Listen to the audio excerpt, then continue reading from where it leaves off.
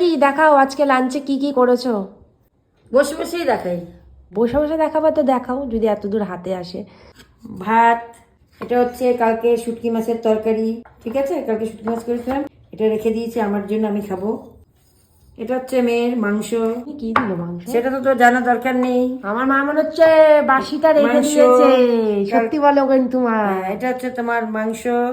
মাংসটা কবে কি বৃত্তান্ত বলো। কালকে কালকে কালকে কালকে তো কখন ওই শুটকি করলাম? মাছটা খেলি, শুটকি মাছ মাংস দুটো দিলে শরীর খারাপ হবে, ওই জন্য কালকে দেইনি। আচ্ছা ঠিক আছে, তারপর?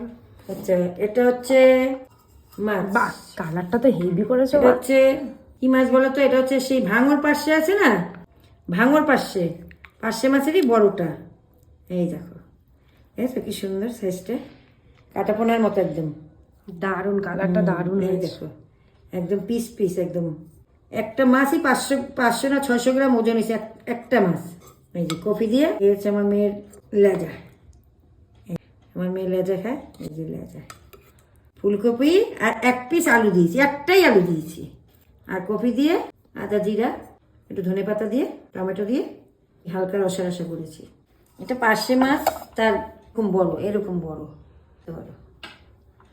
আর এটা হচ্ছে, তোমরা কে কে খাও, হচ্ছে আমাদের প্রিয়, আমারও খুব প্রিয়। এটা তোমাদের কাকুরও খুব প্রিয়। কাকু ডাটা খাবে না, পাতা খাবে, ওনার বাটিতে পাতা দিয়ে বেড়ে রাখতে হবে। এই যে মুসুর ডাল, লাউ শাক দিয়ে, রসুন ফোড়ন দিয়ে, এই যে দেখেছো, ঘন ঘন করে একদম। একবেলাই শেষ, এটা মনে হচ্ছে এটা থাকবে না আজকে। কেমন হয়েছে তোমরা কমেন্ট করো।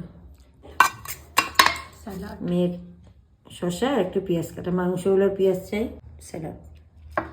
আজকের রান্না কেমন লাগলো কমেন্ট করে জানাবে। টাটা।